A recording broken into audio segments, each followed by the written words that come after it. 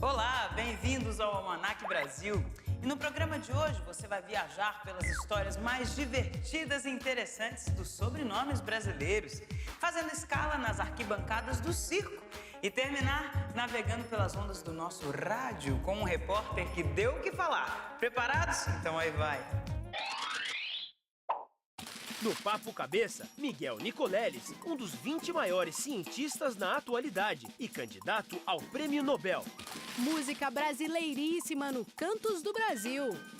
Como é que se faz uma marionete bem brasileira? Nossa ilustre brasileira Bidu Sayão. E muito mais. Tá no ar o Almanac Brasil.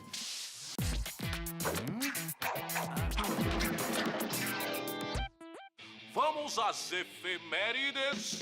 Bom, dia 20 de novembro se comemora o Dia da Consciência Negra, lembrando a morte de Zumbi dos Palmares. Dia 21 é a vez da homeopatia e das saudações. Saudações homeopáticas para todos. 22 de novembro é dia do músico. Sabe aquele que é casado com a música? Enfim, esquecendo pra sempre essa piadinha pífia. 25 de novembro é Dia Nacional do Doador de Sangue. Um ótimo dia pra você comemorar dando uma forcinha pros bancos de sangue, né? Vamos lá. Tem coisa mais gostosa que um bom pedaço de bolo com café? Aposto que muita gente lembrou daquele bolo fofinho que só a nossa avó sabe fazer, né? Mas quais são os segredos para o bolo crescer saboroso e macio? Aqui no Almanac, a gente dá algumas dicas.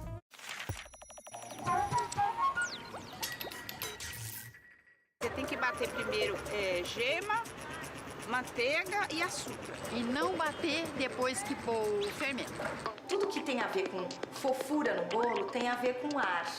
E aí tem as várias maneiras da gente colocar ar dentro da massa do bolo. A primeira coisa importante é a gente peneirar os ingredientes para aerar esses pós. O que muda? Muda que eu coloco ar. Sempre que você quiser um bolo mais fofo, mesmo que a receita não peça as claras em neve, você pode colocar as claras em neve. Se colocar tudo misturado, aí não dá certo. Que eu vou mostrar para vocês os segredos que uma boleira tem. Primeiro a gente pega as gemas, coloca o açúcar e bate um pouco. Depois vai pondo a farinha, mexe com uma colher todo até dissolver, vai pondo um pouco de leite ou pode pôr um suco de fruta, vai mexendo, bate as claras em neve bem batidas, põe junto e o fermento, vai uma colher de sopa mais ou menos de fermento. Aí mexe, bem mexido tudo, bem, ele até começa a soltar umas bolhas. Tem que bater pro lado direito, porque se você volta, você desanda um pouco. Tem que ser sempre no mesmo sentido. Mas sempre eu bato para um lado só. Eu nunca virei o contrário, não. Esse é o fermento químico, é simplesmente o bicarbonato de sódio. E na presença de ácido, ou então, se nós colocarmos no forno, ele também libera gás carbônico e que faz a expansão da massa para dar uma certa leveza, uma certa porosidade ao alimento. O ideal é que estejam sempre em temperatura ambiente. Isso facilita a mistura. E não abrir o forno antes dos 10 minutos, senão ele murcha. Então agora vamos colocar nosso bolo no forno para ver como é que ele vai ficar. Tá aqui o nosso bolo delicioso, super fofinho. Eu vou cortar uma fatia para vocês verem. É uma massa rica, então ele, além de ficar fofinho, ele desfaz com facilidade.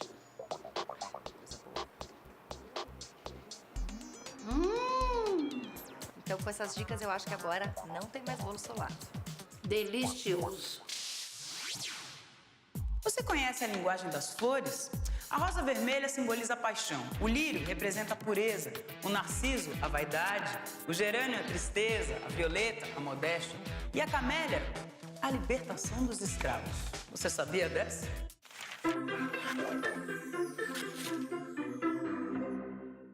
Antes da abolição, o português José de Seixas Magalhães tinha uma chácara no Rio de Janeiro e ali abrigava escravos fugidos. O lugar ficou conhecido como Quilombo do Leblon. Eles cultivavam camélias, que viraram símbolo do movimento abolicionista. As flores eram vendidas pela cidade e quem as ostentasse na lapela ou no jardim mostrava sua posição contrária à escravidão. A própria princesa Isabel as usava em seus vestidos. Em fevereiro de 1888, a princesa chocou as elites e até alguns republicanos ao promover a Batalha das Flores, uma festa para arrecadar fundos para a libertação dos escravos. O movimento abolicionista foi ganhando força, até que, em 13 de maio de 1888, Isabel assinou a tão aguardada Lei Áurea. Em agradecimento, José de Seixas Magalhães tratou de presentear a princesa com um lindo buquê de camélias, um presente que o jurista Rui Barbosa chamou de a mais mimosa das oferendas populares.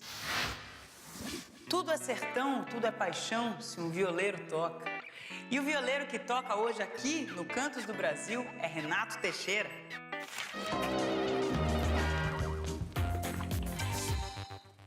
Amanheceu, peguei a viola, botei na sacola e fui viajar. Eu nasci em Santos, fui criado em Ubatuba. Na minha infância eu vi as canções praeiras todas.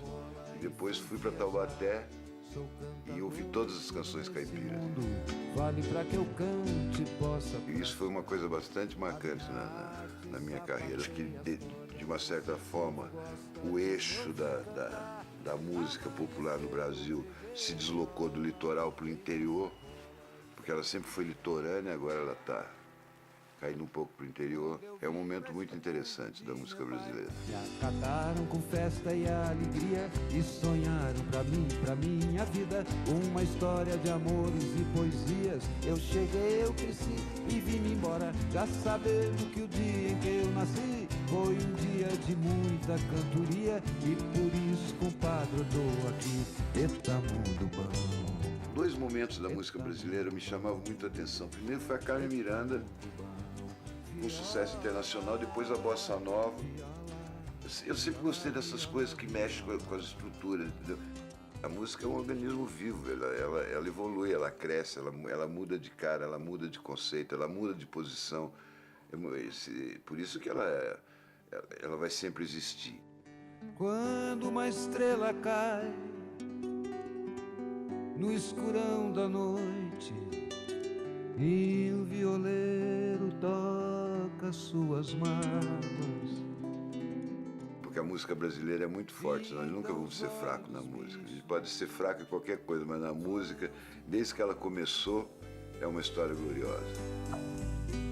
Todo mundo ama um dia, todo mundo chora.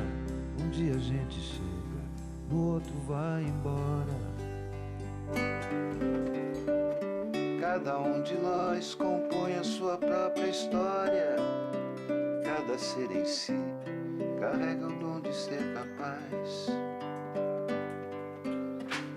de ser feliz.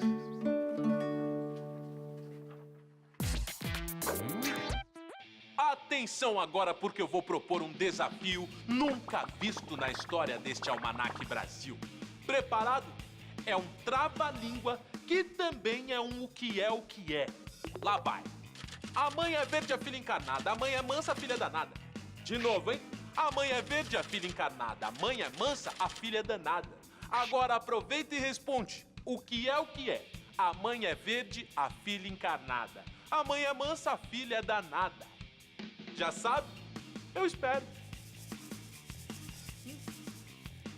É a pimenta. Se você não acertou, não fique triste. Bom, é fácil falar, né? Pimenta nos olhos dos outros é refresco.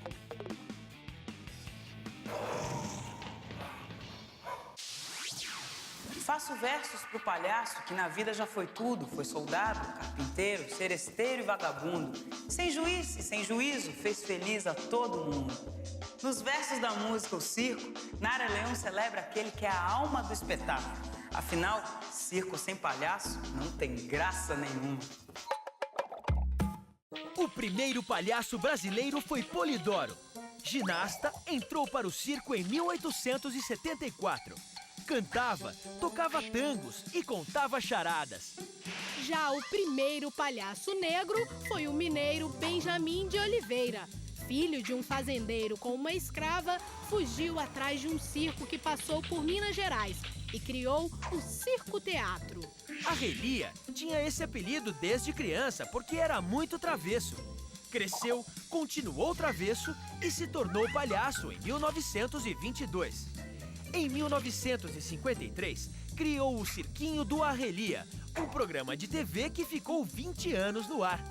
O palhaço Carequinha, filho de trapezistas, literalmente nasceu no picadeiro. Ele também fez enorme sucesso na TV e lançou muitas músicas. Quem não se lembra do sucesso? Um bom menino não faz xixi na cama. Outro garoto nascido no circo americano de Ribeirão Preto era tão magro, mas tão magro, que recebeu o apelido de Piolim, que em espanhol quer dizer barbante.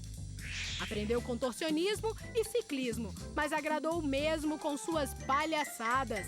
Os modernistas o definiram como exemplo de artista genuinamente nacional. E devia ser mesmo, porque a data do seu nascimento, 27 de março, virou o Dia Nacional do Circo.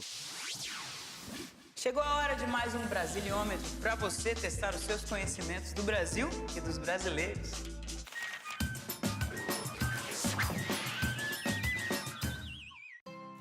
A criança da foto ainda hoje é literalmente um moleque. No bom sentido, é claro. Ele nasceu em São Vicente em 1984 e ainda muito jovem conquistou a Europa.